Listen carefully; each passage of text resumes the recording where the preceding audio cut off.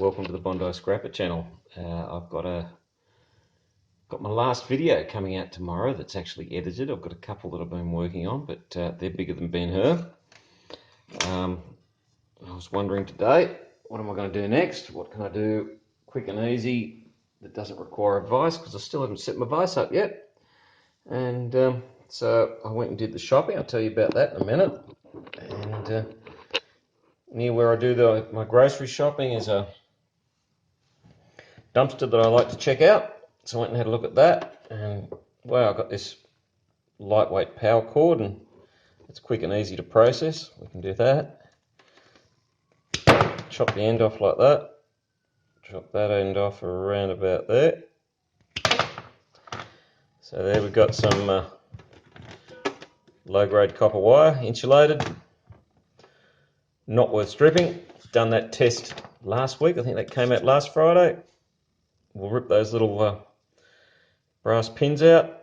That'll give us a cent each. That's 2 cents. So wow, 10 cents there. And that one goes into the shred pile. You can actually pull them to bits. You'll get a bit more brass out of it if you feel so inclined. That's that one. But the interesting one that was there was this thing. And it's heavy. Actually, I should have weighed it. I might do that in a minute. But I thought it was, looking at the fan, I thought it was the power supply for like a server or something like that. And I had a look, and this UL40, it is it's actually a laser. And it's a laser for a laser engraver like that. And that thing is sitting there, and I don't know whether it's just got anything worthwhile inside it, worthwhile taking. But I left that behind because it was big. It was like as big as a table. It was about 1 meter by 500 millimeters. But that's the thing that we found right there, and it bolts on the back of it. And this end here, oh wait on, no, this end here I think is the end that produces the laser. Let's tip that over. Hold it. Here we go, tipping that over.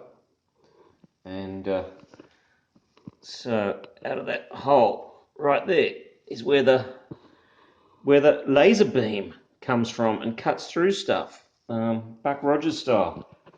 So I thought, well, when I got it home and realised what it was, started looking a few things up, I thought, well, this is going to be an interesting one. Let's pull this to bits. That'll be fun. I've never pulled apart anything with a laser inside it before. And yeah, let's do this.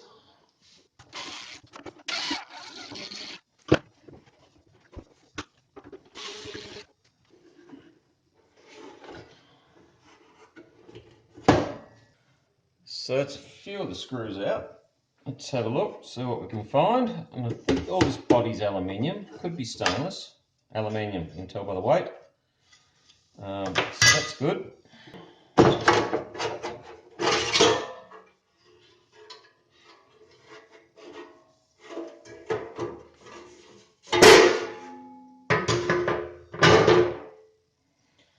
So, got a massive heat sink here, and in fact, all that bit there appears to be heat sink. So there's going to be a few dollars worth of aluminium there.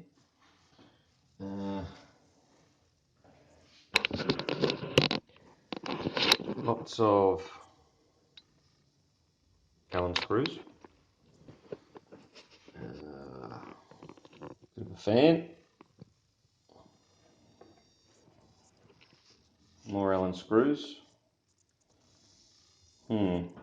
And this base here, it looks like it is a great big chunk of aluminium extrusion. So yeah, there's plenty of aluminium there.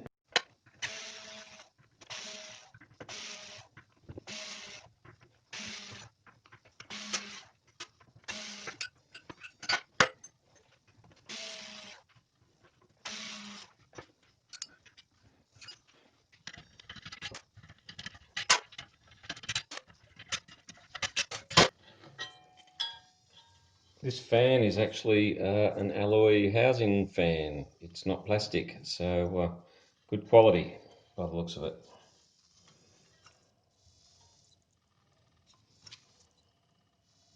Bearings feel a bit crunchy.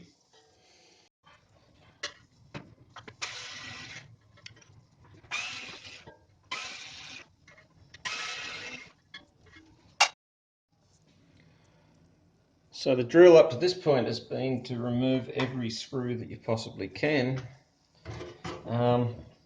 Strangely, they weren't metric. I guess being American and from, I think this thing's about 11, 12 years old, but they are imperial. So I had to get the imperial Allen keys out, which have had very little use since I got them in the 80s.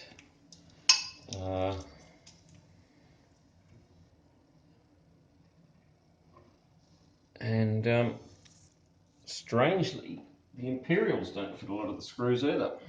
So I don't know what that's all about or what size they could possibly be. So when you get to that point, you just start removing things that you can with what you can, which isn't going to work with that. So we need to get out the butchery tools.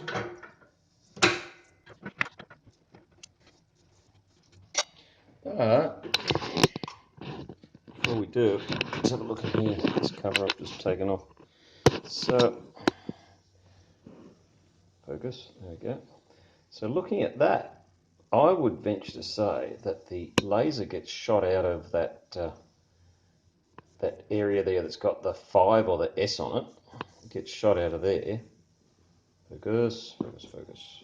And then that angled item is probably a mirror. And certainly there's a mirror just there. Ah, that's a lens. So the angled item is a mirror, I would say. We'll find that out soon enough. And then the yellow looking bit is, I would think, a lens, because it's down through the bottom of it that it comes out. So let's keep going. Lots of aluminium in this thing, and I think all the screws might be stainless steel.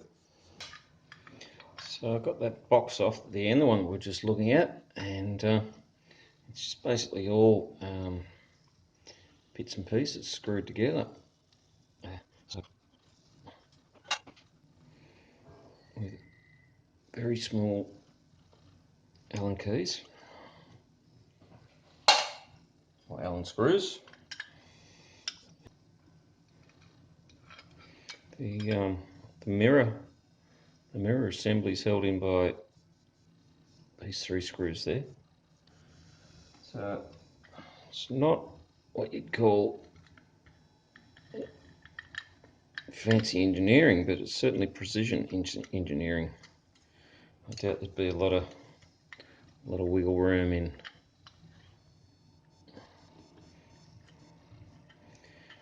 where everything went.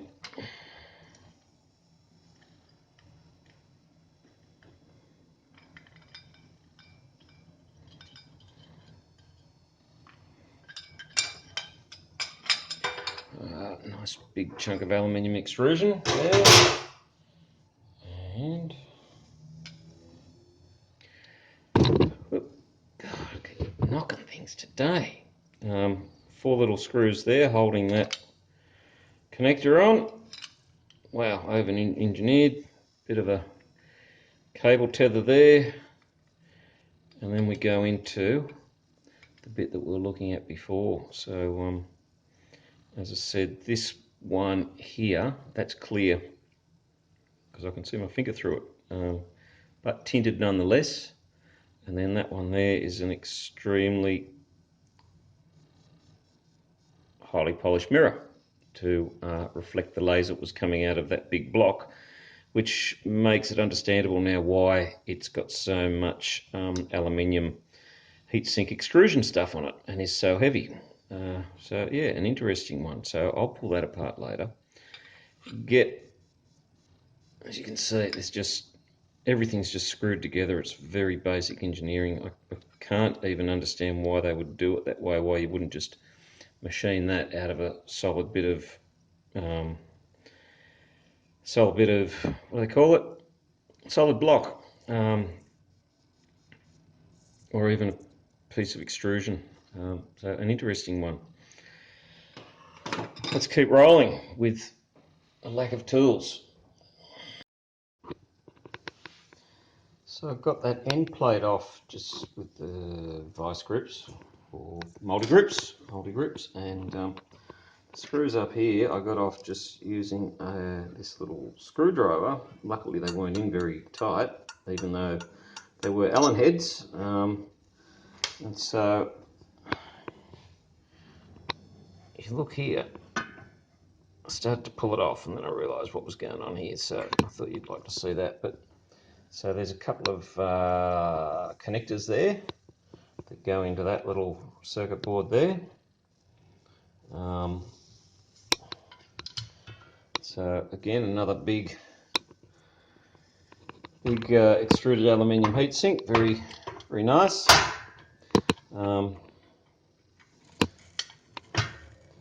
Copper tape all around, so that'll be able to go in with copper. Not that it weighs much, but may as well do that. Lots and lots of screws to remove on here, so I'll do that later. I'm assuming that bit there will be held in with some screws somehow. Otherwise, it's a bit of oh yeah, okay. Screws, see there on the side, and repeat on the other side. There we go. So I'll pull that to bits in a minute. I'll take that off, and then I'll start to think about how to get these ends off. Because you can see that this is quite beautifully welded around there. And I thought I'd taken all the screws off holding this heatsink onto the base, but maybe there's a couple more hiding somewhere. Let's continue on. So these are the bits that were under the circuit board that was there.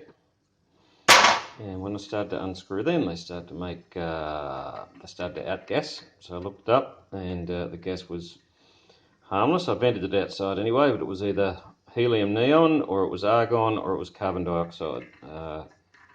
Apparently the type of gas affects the wavelength of the laser.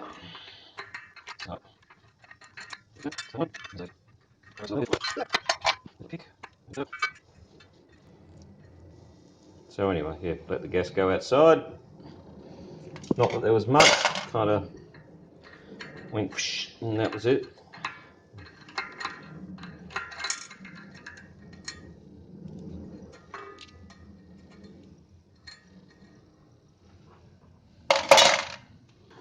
Started up the end here.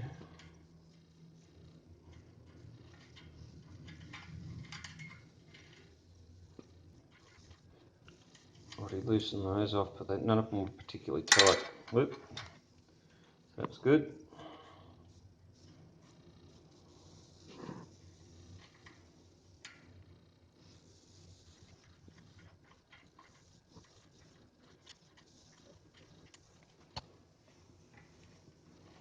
Hopefully there's not a big spring under this. Don't think so.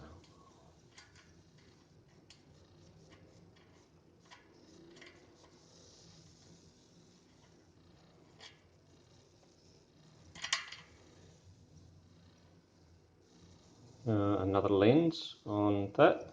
As you can see right through it. Again, yellow in colour for some reason. I don't know why. Oh, another screw that I missed before.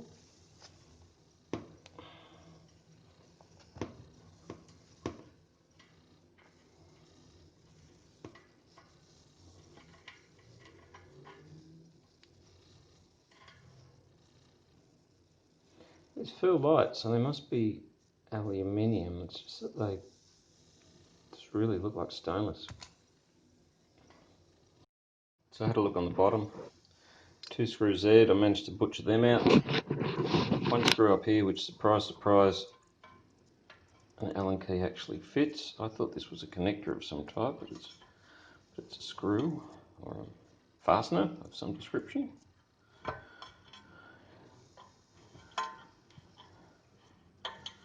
So this should separate the base from the big heatsink, even though the base itself is a heatsink as well. So, the big unveiling, I wonder what's in there. Nothing, because oh my lord, that heatsink is a tube of some description. But wow, even that base is about a kilo. So what did we end up with? Bit of circuit board, nothing special about that.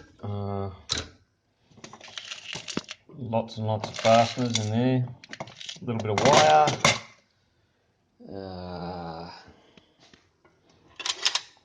Half decent fan. I have no use for. My God, I've had computer fans that I've been putting away for ages that might come in handy one day, and they never have. So I'll probably throw that in with electric motors, knock the outer case off it, and just throw the inner bit in with electric motors. General aluminium, which is the case and a few odd bits and pieces inside it, they come to just over a kilo. I think there's about 1.3 kilos there. There's a few other minor things I've still got to pull apart. There's a little bit of copper, tiny bit of burnt copper and stuff to snip off. Extruded aluminium, clean extruded aluminium, just over 3 kilos, so that's okay. I think that's like $1 a kilo, and that stuff's like 50 cents or 60 cents a kilo at the moment. Maybe it's a bit more. I've heard prices are up. And then the conundrum. So the connectors are still in there, rattling around.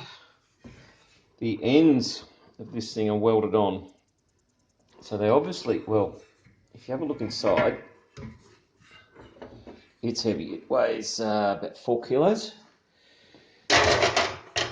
So multiply by 2.2 for all the Imperial users, so that's about 9 or 10 pound, I guess.